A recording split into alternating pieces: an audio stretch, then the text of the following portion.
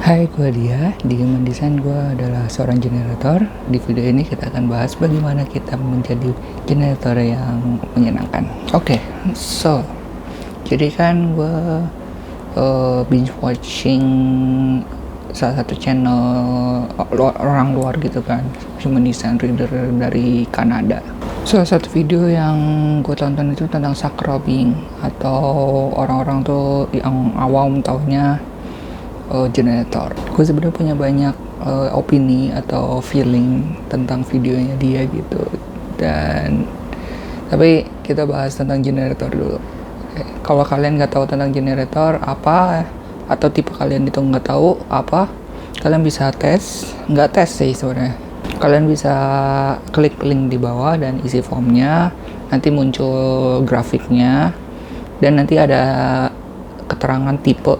Kalau kalian generator atau manifesting generator, kalian stay tune di video ini. Kalau enggak, ya tetap stay tune, karena kalian bisa membantu para generator untuk bisa menjadi generator yang menarik, yang menyenangkan.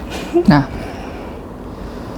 apa sih yang membuat gua membuat video ini, membuat statement kalau generator itu nggak menyenangkan? Jadi kita sebagai generator terdoktrin untuk menutup keceriaan kita, terus menutup kepuasan kita atau excitement-nya kita dengan cara melakukan apapun yang didikte sama orang lain sih. Doktrin itu bisa dimulai dari orang tua. Mungkin kalian punya hubungan yang kurang baik dengan orang tua, dan cara mempertahankan hubungan itu dengan cara mengikuti caregiver kita, atau mostly kita kebanyakan sekolah, dan kita didoktrin banyak sekali di sekolah dan didikte kita harus pakai seragam yang sama, kita harus datang jam yang sama, kita harus duduk manis, dan doktrin itu kebawa sampai dewasa, dan kita mengikuti apa kata masyarakat gitu. Harus berpenampilan baik, menarik, atau kita harus pintar, kita harus punya keluarga, harus punya anak, bla bla bla bla. Nah, keharusan itu yang membuat kita meredam isi hati kita, meredam suara hati kecil kita.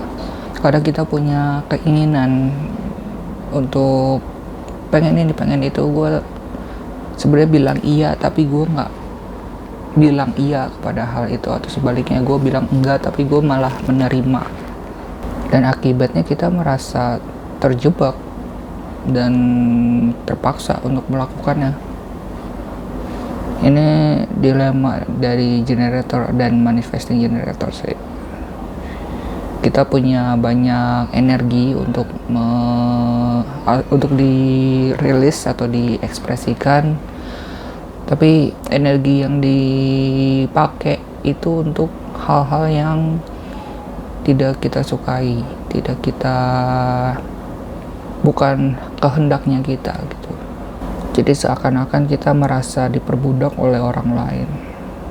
Hasilnya banyak generator yang merasa frustasi, itu frustasi not self-nya Human Design, atau bahkan rasa frustasi itu bisa bermanifestasi sebagai penyakit mental gitu, kayak depresi, anxiety.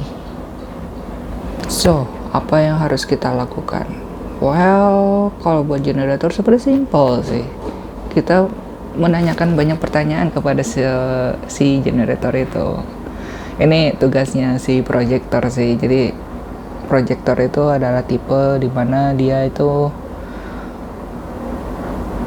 gue bisa bahas panjang tentang projector, tapi intinya adalah dia bisa membimbing kita, si generator, untuk menggunakan energinya dengan baik, dengan efisien lah. Kita bisa melakukan pertanyaan itu sendiri atau dibantu sama orang lain, tapi kalau kalian gak punya temen what? Kalian bisa nulis di buku atau di kertas pertanyaan-pertanyaan yang pengen kalian tanyain, Dan coba kalian baca dan dengerin apa kata tubuh kalian. Sebenarnya yang paling tricky buat seorang generator untuk menjawab pertanyaan-pertanyaan itu adalah mereka menggunakan pikiran mereka untuk menjawab. Sedangkan di human design kita disuruh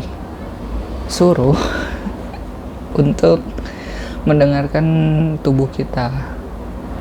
Jadi seorang generator itu bisa merespon atas apapun yang ada di dunia ini. Contohnya kita melihat makanan gitu, nah kita tuh merespon kayak aduh gue pengen nih, gue jadi lapar nih gitu kan. Itu salah satu respon dari perut kita gitu, literally responnya itu datang dari perut. Contoh lain, kita kayak memilih sebuah pekerjaan gitu ketika kita lulus kuliah. Nah kita pasti kayak milih kan, mau A atau B, mau B atau C gitu kan, mau jurus. Kalau gue pribadi kayak gue milih antara ngoding atau animasi.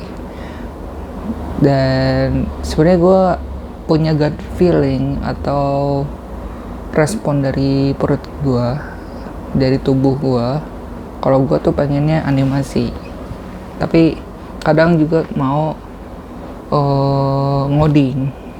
Dan sebagai seorang emotional authority itu wajar sih punya jawaban yang banyak, karena kita butuh data antara dua itu, bagaimana pro and kontranya setiap keputusan kita. Tapi kalau buat pure sakral saat itu juga, respon saat itu juga tuh adalah respon yang valid sih menurut teori. Tapi ada beberapa pengalaman orang yang merasa kalau dia punya intensitas responnya masing-masing gitu.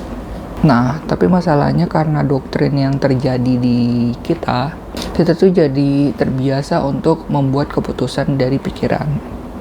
Padahal pikiran itu kan ya apa yang terlihat saja, apa yang kita tahu saja.